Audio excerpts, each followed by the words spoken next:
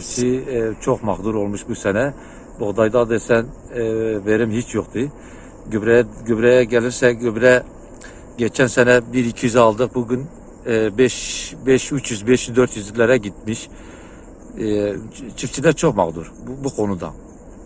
Devletin bu konuda el atmasını istiyoruz. Özellikle gübre mazot artı ilaç çok haddinden fazla olmuş. Özellikle gübre çok fazla olmuş. Bir kilo mısır 2200 lira. Bunun maliyeti var, bir sürü maliyeti var. Biz bunu DİDAŞ'lara veriyoruz. Mazot 7.000 lira geçti. Gübre 5.700 olmuş. İlaç hakeza. Bir tane Adengo ilaç atıyoruz. 330 TL 10 dönüme atıyoruz. Çok mağduruz. Çok konuda mağdur olmuşuz. %200 zam yapıldı gübreye. Mazota aynı şekil. Tohum 400 iken bu sene 700 lira. Çiftçinin hali perişan. Görüyorsunuz zaten. Ne yapalım? Devlet yetkililerine sesleniyoruz. Kimse sesimizi duymuyor. Fiyatlar istediğimiz gibi gitmiyor.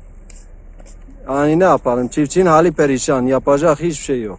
Kuraklık geçen sene oranla 1/3 geldi yani. 2/3'si gitti. Yani buğday fiyatları istediğimiz gibi olmadı. Çiftçinin buğdayını aynı yani değerinde fiyat biçmesi gerekirken dışarıdan getiriyor. Yani o çiftçiyi mağdur ediyor. Bu konuda devletin duyarlı olması gerekiyor. مئيسال محصول آوید یا محصول متر شویتی جبه گبره بونه و جبه علاج بونه علاج بهانه گبره بهایه بار گبره 2 میلیون نیو ایسا ششه کام چهار کرد گبره اونجا جبر وی آوای ام نکارن تتجب کن تف شویتی تف دنینی پریشان حالی ام فقیر فقارانه مصر تیسا وسا مصر جی ملت تف پریشان بیه مصر ملت تف شویتی جبر گبره بونه گبره برکو بهایه 6 milyon kapere yapar 2 milyon niv isal 6 milyon pere kaya çiftçiye ben çırpkın. Ekame çırpkın ama hale medeni tenekarun biye siyasat o torbe aban biye dısar ka emir çiftçiye mi çok hoyk. Şahsen çiftçi değilim, yalnız çiftçilerle haşır neşir içerisindeyiz. Yani işbirliğimiz var, çalışıyoruz, biz de nakliyeciyiz. Yalnız onların kötü durumu bize de yansıyor doğal olarak.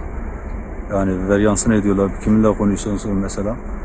Geçen senedeki nakliyat fiyatları bu sene düşük. Sebebi de kuraklık. Çiftçinin aşırı yüksek masrafları, %1000'lere dayanan zamlar. Durum içler acısı gerçekten. Dediğim gibi çiftçiler kazanacak. Yani hani bu bir zincirlemedir. Yani elektriklerin yüksek gelmesi, gübrenin işte ilacın İşte arkadaşlarla konuştuğumuzda tohumdan söz ediyorlar. Yani inanılmaz feci rakamlardan bahsediyoruz. %1000'lere dayanan yüksek artışlarla.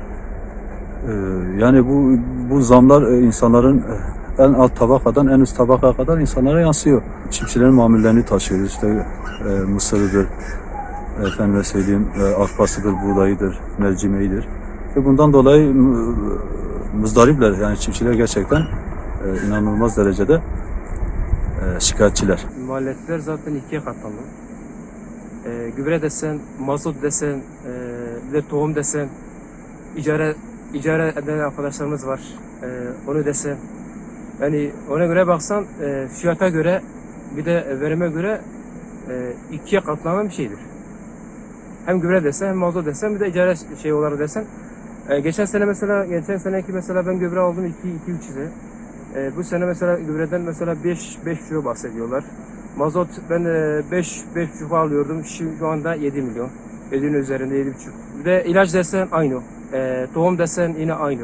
Verimlerimiz de iyi olsa, fiyatlarımız da iyi olsa sadece biz bir onu istiyoruz. Başka diyeceğim bir şey yok.